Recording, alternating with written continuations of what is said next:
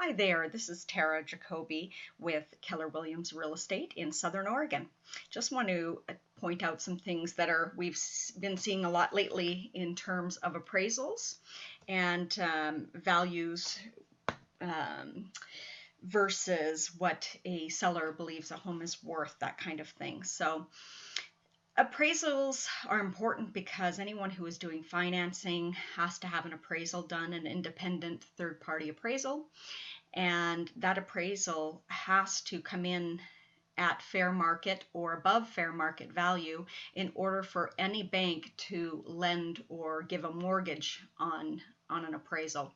So it's very important for a house to appraise at fair market value. Not only that, but these days the buyers that are out there are very smart. There is so much information on the web that they can pull up and look into, and most all of the big sites like Zillow and Trulia, although they can be off in terms of their information, can be lagging behind by sometimes a couple of years, but the people are still out there looking at it, and it does influence their buying decisions. So they can look into individual sales and see that the sales that are within certain time frames around when they're looking to purchase, if other houses are selling and they're far below what the seller is asking for a price, buyers are smart these days, are not going to pay above fair market value for a house if they're seeing that other properties out there that are relatively the same are going for less. So keep that in mind.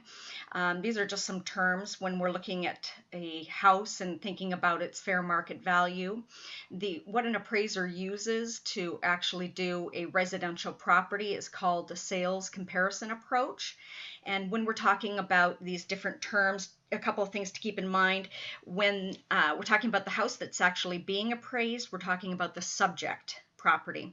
And then, of course, the properties that we're comparing it to would be the comparable properties, or sometimes we call them comps. So when we're looking at picking comparable properties, or when the appraiser is looking at picking comparable properties, these are the things they generally have to stay around. They have to stay within 6 months from the time of the appraisal. Active and pending hold less weight than actual sold properties. And so keep that in mind, that yes, active and pending properties mean something. An active property with a high price on it is basically fishing. They haven't caught anything yet, and it's not to say that they're going to. They may have to reduce the price numerous times or sit on the market for months before they actually get that price. So that's why we don't put a lot of weight on them. Pending properties are a better comparable because eventually, and pretty soon, usually within 30 to 40 days, they will be closing. So that is a good indication of the direction of the market.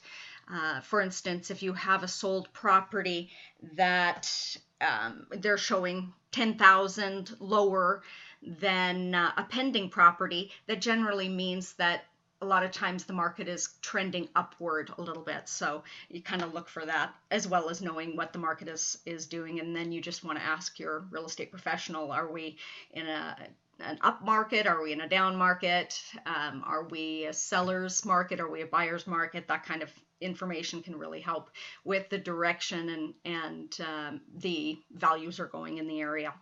So when we're looking at comparable properties, they want to be within the 6-month period of time. They also want to be within half a mile if it's a general like town or suburb, I should say, if it's not like high density. If it's high density, they really want to be within a 1/4 mile of the subject property. If it's out in rural area, sometimes up to 5 miles. I've even seen some that are very unique go up to 10 miles, depending on how big the property is. Within 10 to 15% of the size, and that's the square footage of the home, so of the other house, and anything above that or below that, really they're not going to be looking at it, especially if there's a good amount of subject or of comparable properties. And really we're trying to get about, I would say, 5 comparable properties, right in that range, 3 to 5 good comps, and then appraisers feel satisfied that they got the right value on the property. Similar age, year built, and similar number of bedrooms and bathrooms are very important and hold a lot of weight. All of this stuff up here holds the most weight for an appraiser. A similar size lot or acreage, you'll see in the example that I'm going to show you, it's not as important.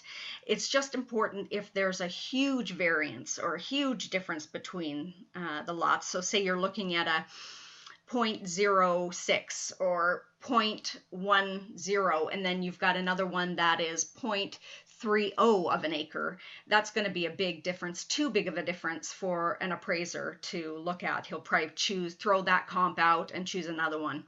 The other thing that needs to be fairly similar is zoning, and so they want to look at residential zoning. There's some minor differences between like an R1-75 and an R1-5, but too high of a density, they're not going to compare to just a general residential, and obviously a multifamily, they won't compare to a residential property.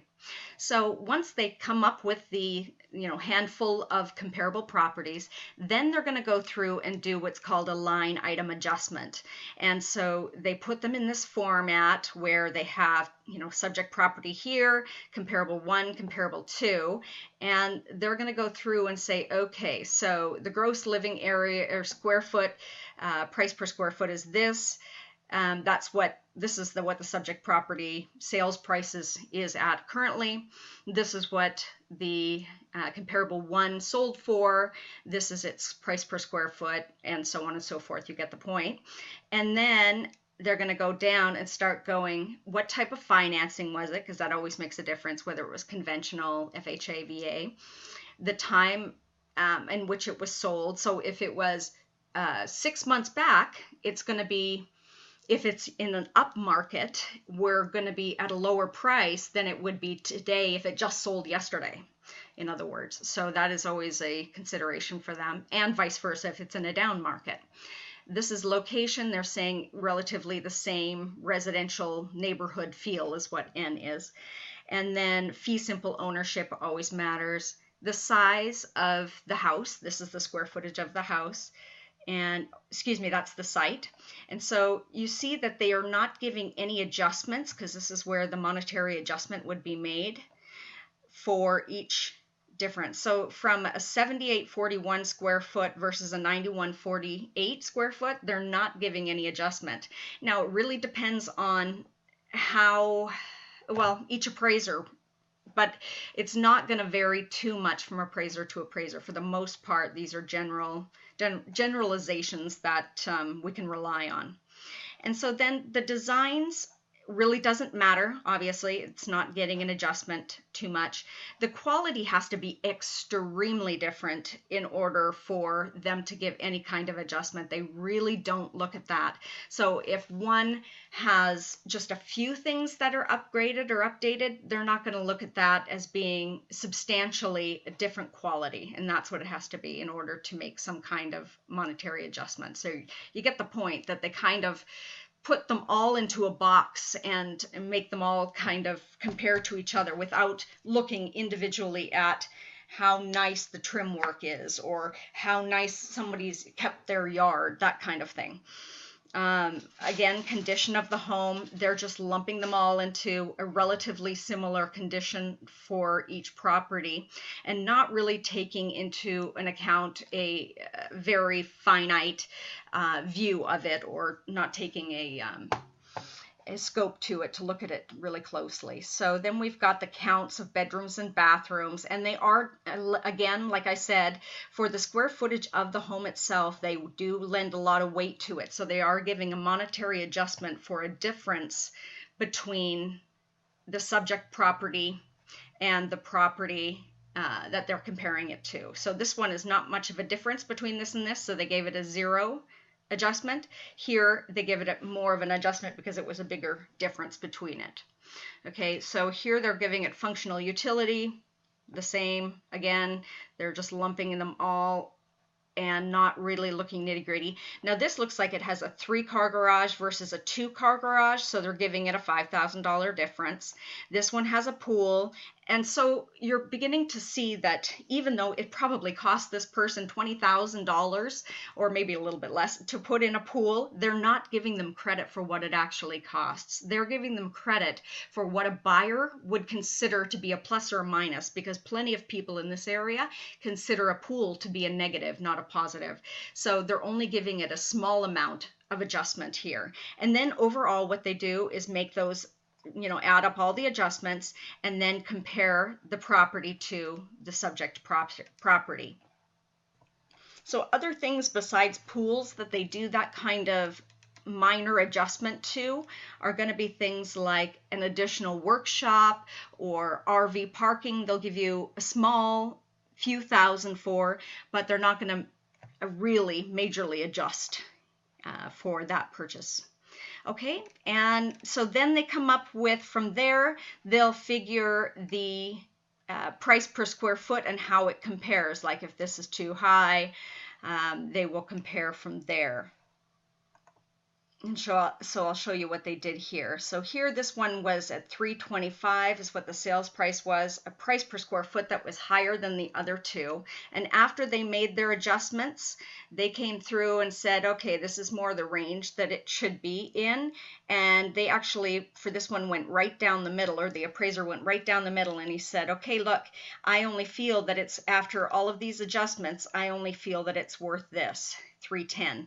So where the purchase price was $325, this appraiser ended up at $15,000 less for its fair market value from what the comparables, or what the sales price was, and that's all based on the comparables that are out there.